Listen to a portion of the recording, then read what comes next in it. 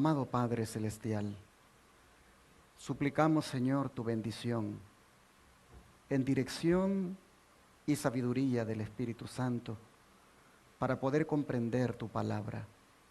Ayúdanos, Señor, a no perdernos en el entendimiento. Toma control de nuestras mentes para que captemos el mensaje que está codificado en la Biblia, pero que ha sido revelado a través del don profético.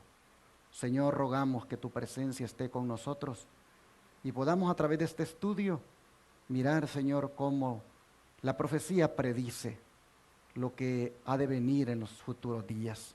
Señor, acompáñanos en este estudio, que tu Espíritu Santo nos ilumine y nos dé entendimiento. Lo pedimos en el nombre de Jesús. Amén.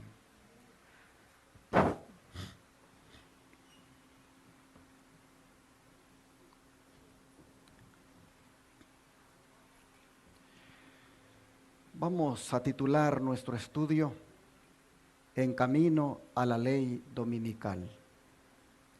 Y es que, hermanos, desde que el presidente católico Joe Biden asumió la presidencia de los Estados Unidos, esta nación ha fortalecido los lazos con la Roma papal, de tal manera que ha allanado el camino para la ley dominical. ¿Qué es la ley dominical? No es otra cosa que un decreto legislativo donde se impone el día de reposo, que no es el que Dios dice, y aunque sea el que Dios dice, ningún decreto debería aprobarse para imponer ningún día de reposo, porque todo lo que se deba hacer tiene que ser basado en la libertad del ser humano. Pero nosotros sabemos, proféticamente hablando, que este país va a imponer la ley dominical. Y cada vez que un presidente asume el mandato, uno mira los comportamientos y uno puede percibir si esto está bien encaminado o está bien lejos. Al menos en esta presidencia nosotros hemos visto hasta ahora que no cabe duda que el camino hacia ese evento está acelerado. Por ejemplo, desde que este señor presidente Joe Biden tomó posesión, en su discurso inaugural, él hizo allí alarde de su fe católica, al citar a uno de sus santos, conocido como San Agustín, y en su despacho, él use la foto con el Papa Francisco. No cabe duda que después de 4 años de protagonismo por parte de los evangélicos con la administración Trump, ahora vemos la influencia del catolicismo en la política de esta nación americana. Las reacciones de satisfacción cuando Joe Biden tomó posesión o fue electo no se hicieron esperar por parte de los católicos, como por ejemplo esta del presidente de obispos católicos José Gómez, quien dijo: felicitamos al señor Biden y reconocemos que se une al difunto presidente John F. Kennedy como el segundo presidente de Estados Unidos en profesar la fe católica. Y mientras este presidente de obispos católicos decía esto, los medios de comunicación católica comenzaron también a hacer ver algo interesante en el cambio de mando. Pues vean lo que reportó en su portal católico en el internet este digamos medio de comunicación. Ellos dijeron: por primera vez en la historia de Estados Unidos, ninguna rama de nuestro gobierno federal estará dirigida por un protestante.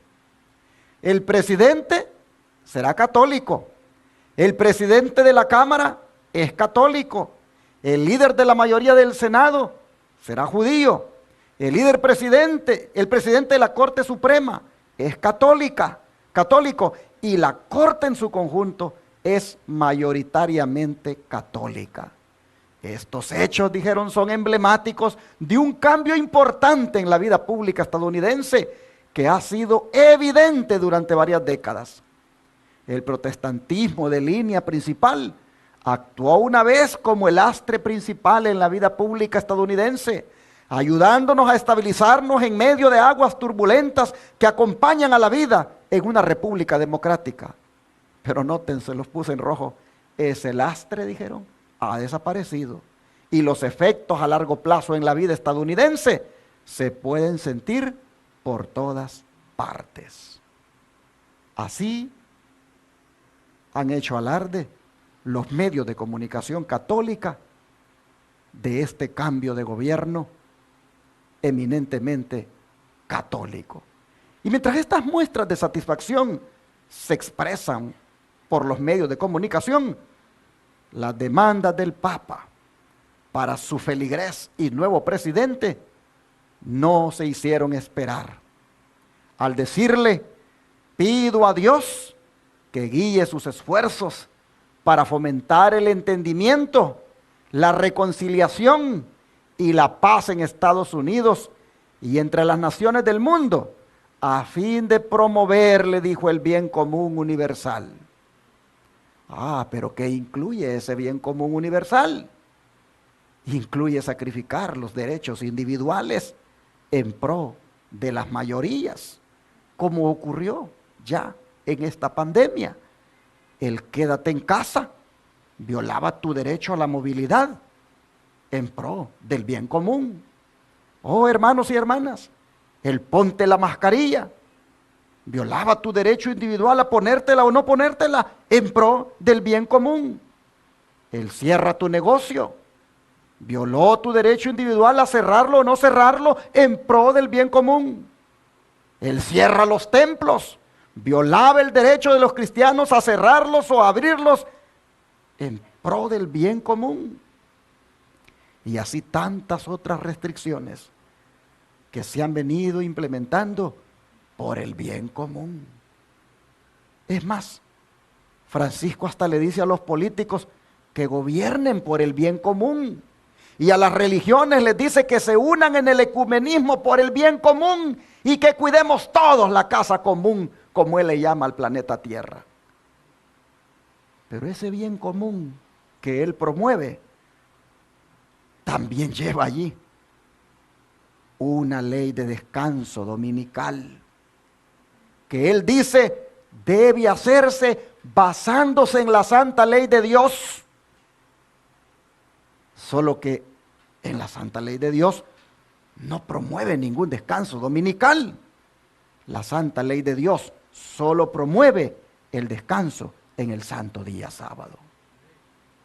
Pero ¿será que Francisco, con esta administración Biden, tiene todas las de ganar para adelantar su agenda por ese bien común universal? Hermanos, sin duda que sí. Porque no solamente tienen Biden a su mejor aliado, sino que también tiene a la mayoría de su gabinete, que también son católicos como él, para aconsejarlo.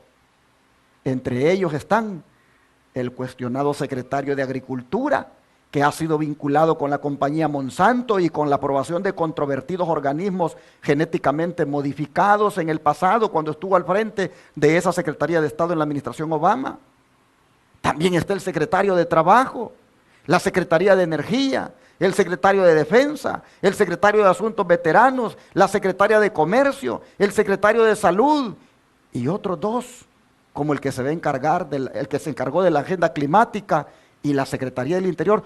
Todos, 9 consejeros católicos para Biden. De manera que estamos prácticamente en el mejor de los escenarios para que se cumpla la profecía de Apocalipsis 13:12, donde dice algo en relación con los Estados Unidos. Y es que va a ejercer, dice, toda la autoridad en presencia de la Roma papal. Hermanos, ¿dónde dice eso la Escritura? Leámoslo, Apocalipsis capítulo 13, versículo 12. Apocalipsis 13, versículo 12.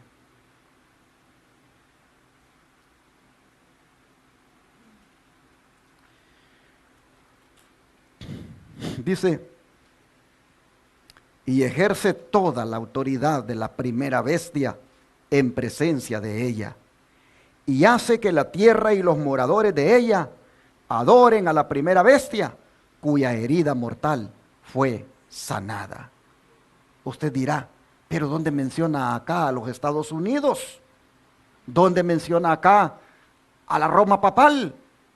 Yo no veo por ningún lado esos nombres. Ah, mis hermanos, es que están mencionados en forma de símbolos. El símbolo usado es bestia.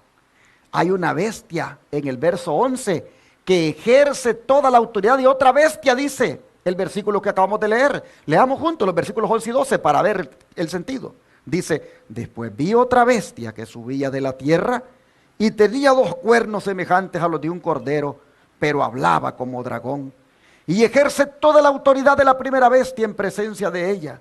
Y hace que la tierra y los moradores de ella adoren a la primera bestia, cuya herida mortal fue sanada. Aquí nosotros vemos que el apóstol Juan tiene una visión sobre 2 bestias. Y este término en profecía tiene un significado muy interesante. Vayamos al libro de Daniel para ver su significado, ya que los estudiosos de la Biblia dicen que debemos estudiar los libros proféticos de Daniel y Apocalipsis juntos. Vamos a Daniel 7, versículo 17, para ver el significado del término bestia. Daniel 7, versículo 17. Y la escritura dice de la siguiente manera: estas 4 grandes bestias son 4 reyes que se levantarán en la tierra.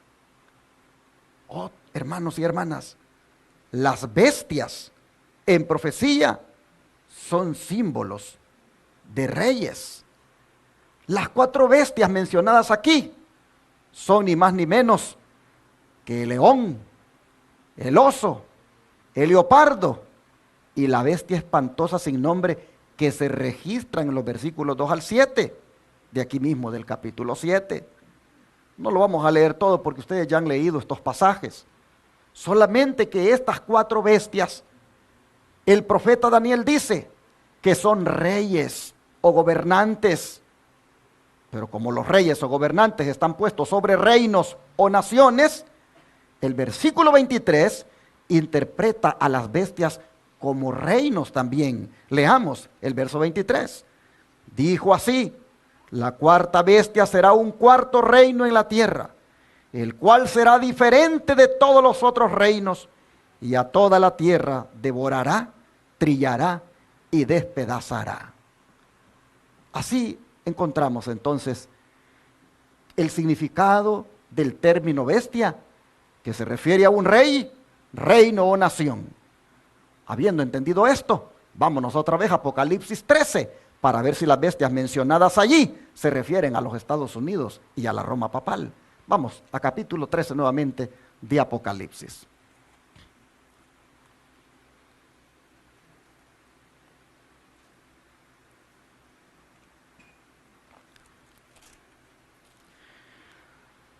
Nosotros leímos en los versículos 11 y 12 que la bestia de la tierra, símbolo de una nación, ya ahora claramente por lo que Daniel dice, ejerce toda la autoridad de la primera bestia, símbolo de un rey.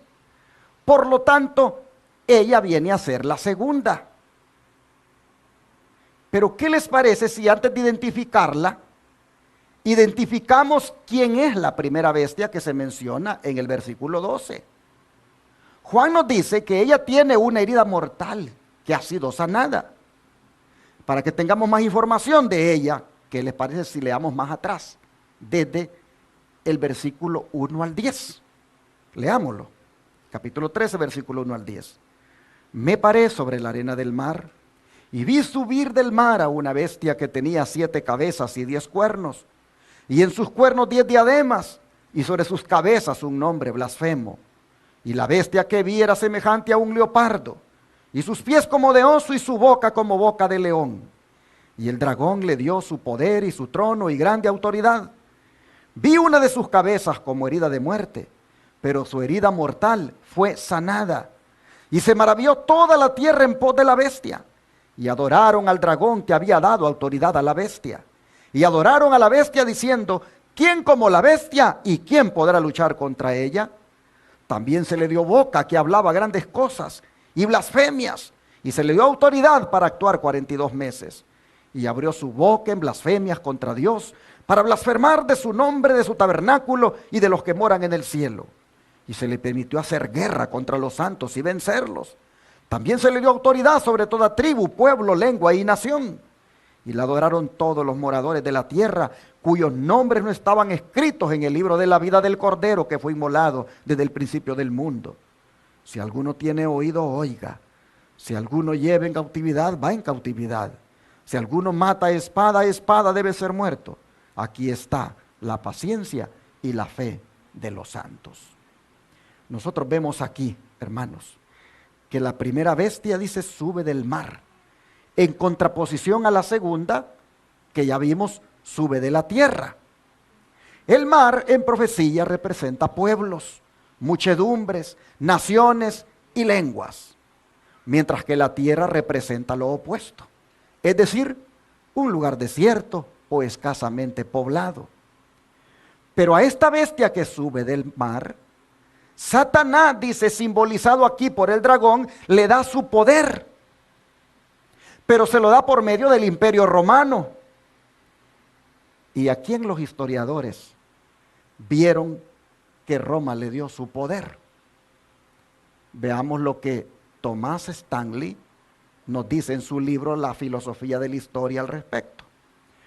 Los papas llenaron el vacío dejado por los emperadores de Roma, heredando del paganismo su poder, su prestigio y sus títulos. Constantino dejó todo al obispo de Roma. El papado no es sino el espíritu del extinto imperio romano con la corona puesta y sentado sobre su tumba. Y hermanos y hermanas, algunos escritores católicos aceptan que la Iglesia de Roma recibió poder temporal de los césares que gobernaban a Roma pagana. Pues vean el siguiente artículo. Hace muchísimos años, cuando Roma, a causa de los emperadores occidentales, fue dejada a merced de las hordas bárbaras, los romanos se tornaron a una figura en busca de ayuda y protección, y le pidieron que gobernara sobre ellos. Y así, en esta sencilla manera, recibiendo el mejor título de todos respecto a derecho regio, empezó la soberanía temporal de los papas. Y dócilmente, asumiendo el trono de César, el vicario de Cristo recibió el cetro, delante del cual los emperadores y reyes de Europa habrían de inclinarse en reverencia y por muchísimos años. Por eso, hermanos, es que hemos leído que el dragón le dio su silla, su poder, grande autoridad. Y eso explica por qué la sede papal se encuentra ahí en Roma. Es más, se dice que ella es la Iglesia católica, apostólica y romana. Pero lo que el Papa dice de quién le dio su silla es muy diferente de lo que hemos leído nosotros en Apocalipsis. Vean lo que dijo por lo menos el Papa Pío XI sobre quién le dio su silla. Dice: Italia, nuestra propia tierra natal, el país donde la mano de Dios que dirige el curso de la historia ha establecido la silla de su vicario en la tierra. En esta ciudad de Roma, que siendo la capital del maravilloso imperio romano, fue hecha por él la capital de todo el mundo, porque él la hizo la silla de una soberanía que, extendiéndose más allá de los confines de naciones y estados, abraza dentro de sí a todos los pueblos del mundo. Encíclica Ubi Arcano de Pío XI, 23 de diciembre de 1922. En esto que el Papa dice, no es otra cosa que una blasfemia al atribuirle a Dios algo que la palabra dice, que quien le dio la silla fue el dragón. O sea, el diablo, a través de la Roma pagana. Él dice, no, quien nos dio la silla fue Dios. Dios dirigió el curso de la historia y estableció la silla de su vicario en la tierra. No, Apocalipsis dice que quien le dio la silla, quien le dio el poder, quien le dio la grande autoridad fue el dragón, fue el diablo. Pero con toda propiedad, por eso entonces es que la revista Time puso una foto del Papa en su portada hace unos años atrás y la tituló El Nuevo Imperio Romano. Y esto está respaldado por el don de profecía, vean ustedes.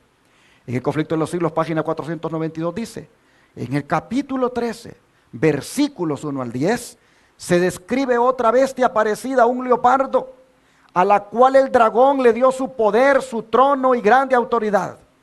Este símbolo, como lo han creído la mayoría de los protestantes, representa al papado, el cual heredó el poder y la autoridad del antiguo imperio romano. Se dice de la bestia parecida a un leopardo que le fue dada una boca que hablaba cosas grandes y blasfemias, y abrió su boca para decir blasfemias contra Dios, para blasfemar su nombre y su tabernáculo y a los que habitan en el cielo. Y le fue permitido hacer guerra contra los santos y vencerlos, y le fue dada autoridad sobre toda tribu, pueblo, lengua y nación. Esta profecía es casi la misma que la descripción del cuerno pequeño en Daniel 7 y se refiere sin duda al papado.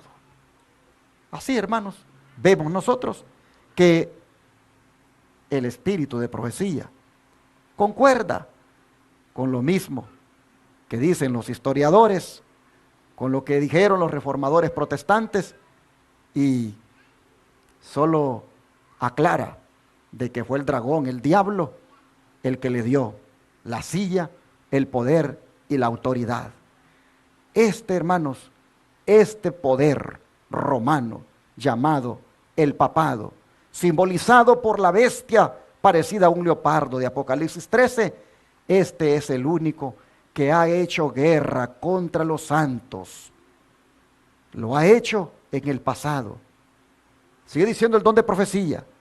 En el Conflicto de los Siglos, página 492, le fue dada autoridad para hacer sus obras 42 meses. Y dice el profeta, vi una de sus cabezas como si hubiese sido herida de muerte. Y además, si alguno lleva en cautiverio, al cautiverio irá. Si alguno mata con espada, es preciso que él sea muerto a espada. Los 42 meses son lo mismo que un tiempo y 2 tiempos y la mitad de un tiempo. O sea, 3 años y medio o 1260 días de Daniel 7. El tiempo durante el cual el poder papal debía oprimir al pueblo de Dios.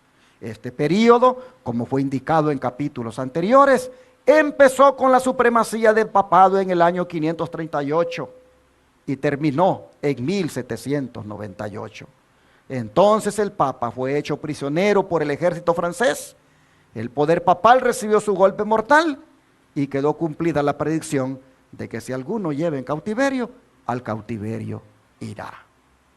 Hermanos y hermanas, así hemos identificado a la primera bestia como el papado, obrando a través de su iglesia católica. Y le fue propinada su herida de muerte en el año de 1798 por Francia.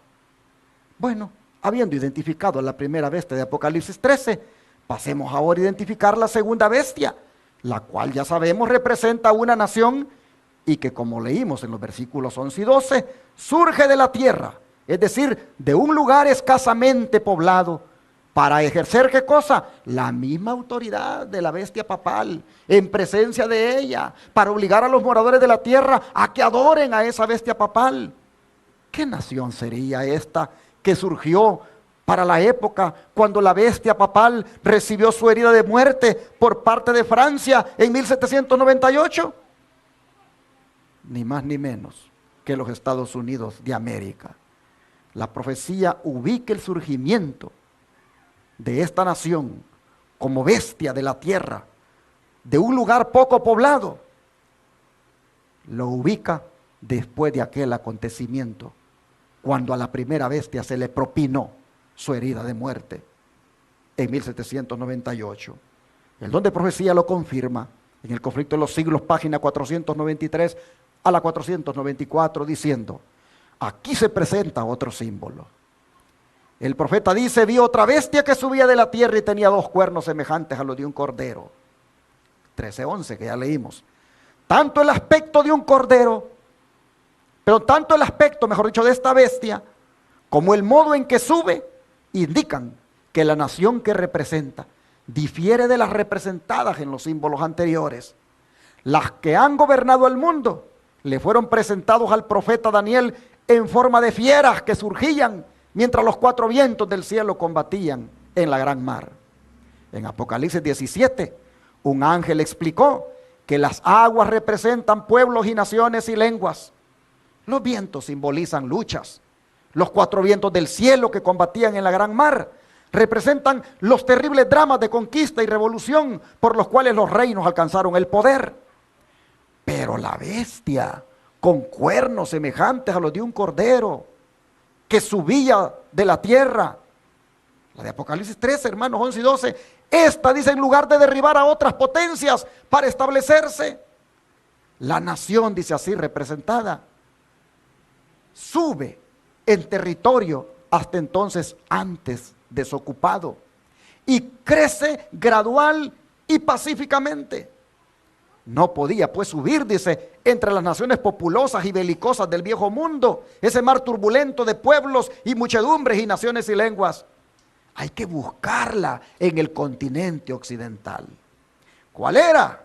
¿Cuál era en 1798 la nación del Nuevo Mundo cuyo poder estuviera entonces desarrollándose de modo que se anunciara como nación fuerte y grande, capaz de llamar la atención del mundo? ¿Cuál era? La aplicación del símbolo, dice, no admite duda alguna, que una nación y solo una responde a los datos y rasgos característicos de esta profecía. No hay duda de que se trata aquí de los Estados Unidos de Norteamérica. Una y otra vez, el pensamiento y los términos del autor sagrado han sido empleados inconscientemente por los oradores e historiadores al describir el nacimiento y crecimiento de esta nación. El profeta vio que la bestia subía de la tierra y según los traductores, la palabra dada aquí por subía significa literalmente crecía o brotaba como una planta. Y como ya lo vimos, la nación debe nacer en territorio hasta entonces desocupado. Un escritor notable, al describir el desarrollo de los Estados Unidos, habla del misterio de su desarrollo de la nada. Y dice, como silenciosa semilla crecimos hasta llegar a ser un imperio. Un periódico europeo habló en 1850 de los Estados Unidos como de un imperio maravilloso que surgía y que en el silencio de la tierra crecía constantemente en poder y gloria. Oh, hermanos y hermanas, Eduardo Everett, en un discurso acerca de los peregrinos fundadores de esta nación, dijo, buscaron un lugar retirado que por su oscuridad resultara inofensivo y seguro en su aislamiento, donde la pequeña iglesia de Leiden pudiera tener libertad de conciencia. He aquí las inmensas regiones sobre las cuales en pacífica conquista han plantado los estandartes de la cruz. Así, hermanos, el conflicto de los siglos nos presenta a los Estados Unidos de América como la segunda bestia. ¿Pero qué simbolizan los cuernos de ella? ¿Qué simbolizan los cuernos de esta segunda bestia, los Estados Unidos? El don de profecía nos lo dice. En el Espíritu de Profecía, tomo 4, página 277, dice, aquí hay un símbolo notable del surgimiento y crecimiento de nuestra nación, Estados Unidos. Y los cuernos semejantes a los de cordero, emblemas de inocencia y mansedumbre, representan bien el carácter de nuestro gobierno, como se expresa en sus 2 principios fundamentales, republicanismo y protestantismo. Eso significan los 2 cuernos. Pero la inocencia, hermanos, la inocencia de un cordero, la mansedumbre de un cordero, como lo tuvo los Estados Unidos cuando recién surgió, la profecía dice de que se le termina y comienza a hablar como dragón. Pues ustedes vean nuevamente, leamos los versículos 11 y 12 del capítulo 13. Dice: después vi otra bestia que subía de la tierra. Tenía 2 cuernos semejantes a los de un cardero, o sea, de republicanismo, protestantismo, pero hablaba como dragón. Ah, mis hermanos, preguntamos, ¿ha hablado los Estados Unidos como dragón? ¿Está hablando como dragón? Sin duda que sí. ¿De qué manera? Dice la Review and Herald del 01/01/1889. La profecía representa al protestantismo con cuernos semejantes a los de un cordero, pero que habla como dragón. Ya estamos empezando a oír la voz del dragón. Hay una fuerza satánica que favorece el movimiento dominical, pero está oculta.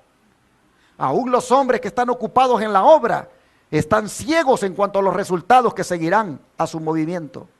Que los hijos de Dios, guardadores de los mandamientos, no permanezcan ahora en silencio, como si hubiéramos de conformarnos con la situación. Lo que nos espera es una guerra continua, en la cual nos arriesgamos a ser encarcelados, a perder las propiedades y aún la vida por defender la ley de Dios, la cual está siendo invalidada por las leyes de los hombres. Y en ese hablar como dragón, hermanos, es que con algún gobierno de turno de los Estados Unidos, esta nación ejercerá toda la autoridad en presencia del papado. Ejercerá toda la autoridad que el papado tuvo en la Edad Media. Y va a hacer entonces los Estados Unidos lo que dicen los versículos 14 al 17. Leamos. Y engaña a los moradores de la tierra con las señales que se le ha permitido hacer en presencia de la bestia, mandando a los moradores de la tierra que le hagan imagen a la bestia que tiene la herida de espada y vivió. Y se le permitió infundir aliento a la imagen de la bestia, para que la imagen hablase e hiciese matar a todo el que no la adorase. Y luego dice que hacía que a todos, pequeños y grandes, ricos y pobres, libres y esclavos, se les pusiese una marca en la mano derecha o en la frente, y que ninguno pudiera comprar ni vender, sino el que tuviera la marca o el nombre de la bestia o el número de su nombre. Oh, mis hermanos, ¿cómo deberíamos entender esto? El don de profecía nos lo dice. Conflicto de los siglos, página 496.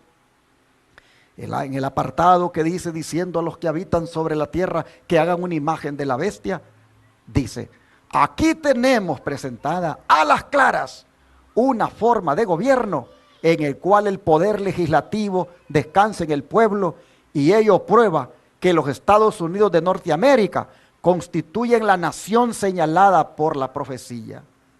Pero ¿qué es la imagen de la bestia? ¿Y cómo se la formará? La imagen es hecha por la bestia de 2 cuernos, y es una imagen de la primera bestia. Así que para saber a qué se asemeja la imagen y cómo será formada, debemos estudiar los rasgos característicos de la misma bestia, o sea, el papado. Y luego en rojo lo pongo, dice: cuando la iglesia primitiva se corrompió al apartarse de la sencillez del evangelio y al aceptar costumbres y ritos paganos, perdió el espíritu y el poder de Dios, y para dominar las conciencias buscó el apoyo del poder civil. El resultado fue el papado, es decir, una iglesia que dominaba el poder del Estado y se servía de él para promover sus propios fines, y especialmente para extirpar la herejía. Para que los Estados Unidos formen una imagen de la bestia, el poder religioso debe dominar de tal manera al gobierno civil que la autoridad del Estado sea empleada por la iglesia para cumplir sus fines. En otras palabras, Estados Unidos va a hacer lo mismo que un día hizo la iglesia primitiva cuando se unió con el poder civil. La unión de lo político con lo religioso dio como resultado esa bestia llamada el papado, y la unión aquí en los Estados Unidos de lo político con lo religioso dará como resultado una imagen de esa bestia. Ah, pero ¿con qué propósito? Con el propósito, hermanos, de ejercer persecución, con el propósito de quitar libertades. Oh, el poder religioso dominará de tal manera al gobierno civil, de tal forma que empleará la autoridad del Estado para cumplir sus fines. El conflicto de los siglos sigue diciendo en las páginas 494 a las 496 que los cuernos como de cordero y la voz de dragón del símbolo indican una extraña contradicción en lo que profesa ser y lo que practica la nación así representada. El hablar de la nación son los actos de sus autoridades legislativas y judiciales. Por esos actos la nación desmentirá los principios liberales y pacíficos que expresó como fundamento de su política. La predicción de que hablará como dragón y ejercerá toda la autoridad de la primera bestia anuncia claramente el desarrollo del espíritu de intolerancia y persecución de que tantas pruebas dieran las naciones representadas por el dragón y la bestia semejante al leopardo. Y la declaración de que la bestia con dos cuernos hace que la tierra y los que en ella habitan adoren a la bestia primera, indica que la autoridad de esta nación va a ser empleada para imponer alguna observancia en homenaje al papado. Semejante actitud sería abiertamente contraria a los principios de este gobierno, al genio de sus instituciones libres, a los claros y solemnes reconocimientos contenidos en la Declaración de la Independencia y contrarios finalmente a la Constitución. Los fundadores de la nación de los Estados Unidos procuraron con acierto que la iglesia no pudiera hacer uso del poder civil, con los consabidos e inevitables resultados, la intolerancia y la persecución. La Constitución de los Estados Unidos garantiza que el Congreso no va a hacer ninguna ley con respecto al establecimiento de una religión y ni va a prohibir el libre ejercicio de ella, y que ninguna manifestación religiosa será jamás requerida como condición de aptitud para ninguna función o cargo público en los Estados Unidos. De manera que solamente en flagrante violación de esta garantía de la libertad de la nación es como se podrá imponer por la autoridad civil la observancia de cualquier deber religioso. Pero la inconsecuencia de tal procedimiento no es mayor que lo representado por el símbolo. Es la bestia con cuernos semejantes a los de un cordero, que profesa ser pura, mansa, inofensiva y que habla como un dragón.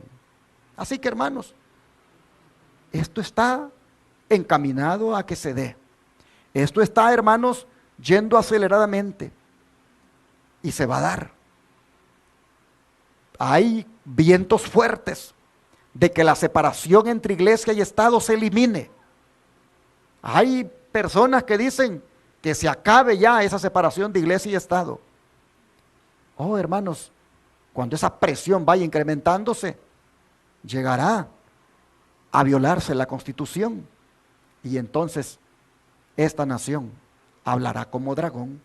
Sigue diciendo el don profético en el conflicto de los siglos, página 495, y la declaración de que la bestia con dos cuernos hace que la tierra y los que en ella habitan adoren a la bestia primera, indica que la autoridad de esta nación va a ser empleada para imponer alguna observancia en homenaje al papado.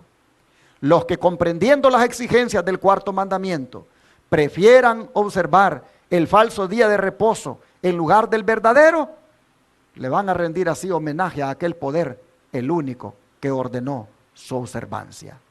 Es decir, los que, habiendo entendido que el sábado es el día del Señor, pero prefieran observar el domingo, día de reposo falso, en lugar del verdadero, como es el sábado, entonces le estarán rindiendo homenaje a la bestia primera. Sigue diciendo, en Mensajes Selectos, tomo 2, página 123, Satanás ha sido perseverante e incansable en sus esfuerzos por proseguir la obra que comenzó en el cielo para cambiar la ley de Dios. Ha tenido éxito en hacer creer al mundo la teoría que presentó en el cielo antes de su caída, según la cual la ley de Dios era defectuosa y necesitaba una revisión. Una gran parte de la profesa iglesia cristiana muestra por su actitud, aunque no por sus palabras, que ha aceptado el mismo error.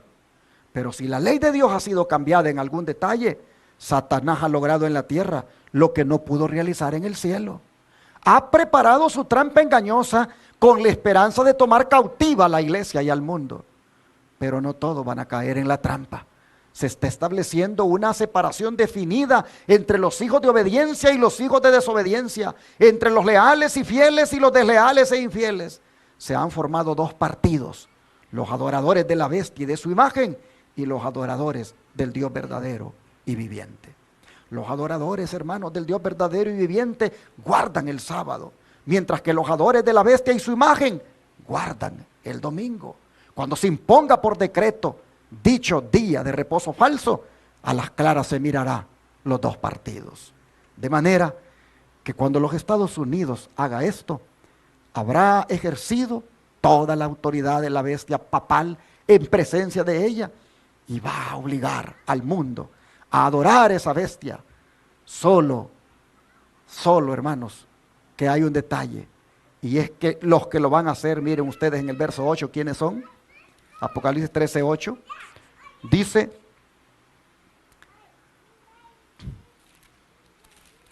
dice de la siguiente manera: y la adoraron todos los moradores de la tierra, cuyos nombres no estaban escritos en el libro de la vida del Cordero, que fue inmolado desde el principio del mundo.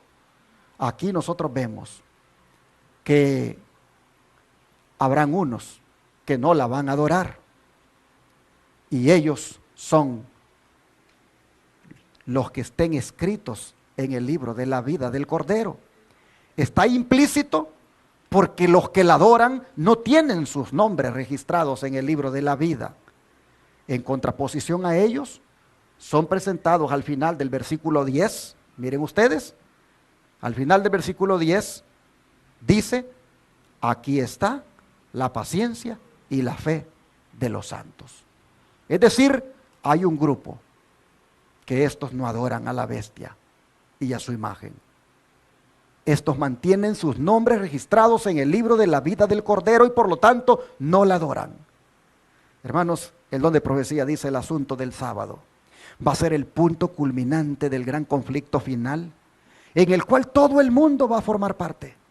Los hombres han honrado los principios de Satanás por encima de los principios que rigen los cielos. Han aceptado el falso día de descanso que Satanás ha exaltado como señal de su autoridad.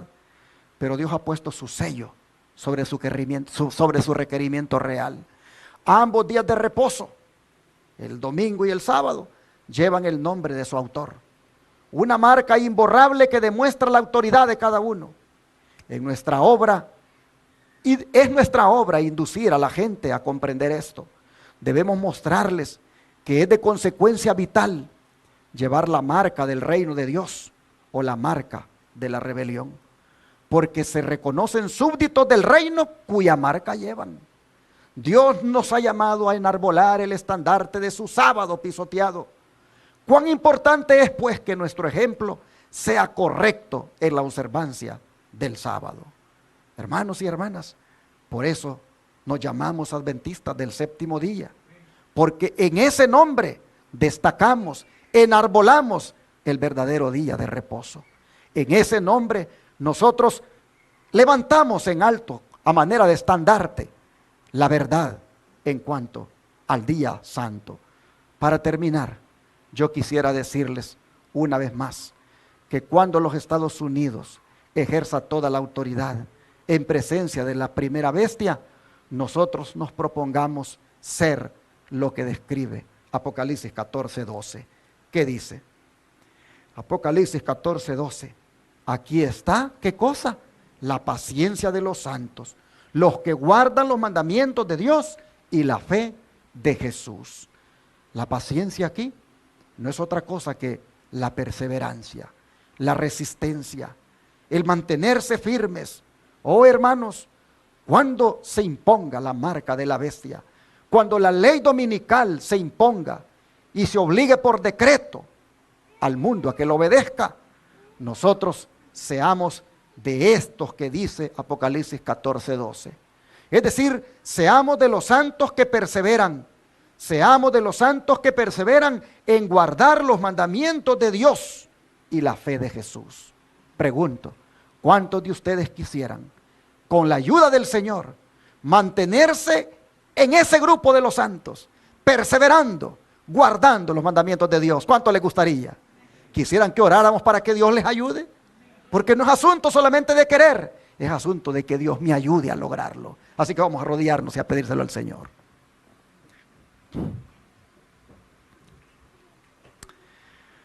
Padre nuestro, nosotros sabemos, Señor, que el camino a la ley dominical está bien allanado. Políticamente hablando, el escenario es favorable. Solo tú sabes si será con este gobierno o con otro.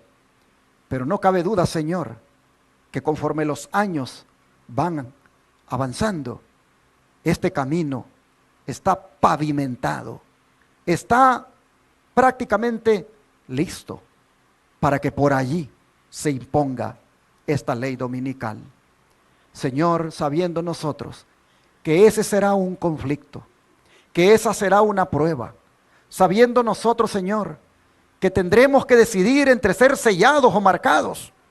Oh Padre, te rogamos desde ya que no elijamos ser marcados, sino ser sellados con el sello del Dios vivo. Señor, te pedimos que nos ayudes a perseverar, a mantenernos firmes, a ser ese grupo de los santos que persevera, guardando los mandamientos. Ayúdanos, Señor, a no claudicar, a mantenernos fieles a esta verdad, a levantar en alto este estandarte. Y Señor, cuando tengamos que ser confrontados ante la mentira y la verdad, que nosotros decidamos permanecer del lado de la verdad. Que cuando tengamos que ser confrontados entre ser marcados o sellados, que decidamos ser sellados por el Espíritu Santo. Padre, te pedimos que no vayamos a fallarte, que no vayamos a claudicar, que no vayamos a pisotear tu mandamiento, que nos mantengamos siempre del lado de ese sello que tú has dejado en tu santa ley. Ayúdanos, Señor, a ser fieles. Te lo suplicamos en el nombre de Jesús. Amén. Amén.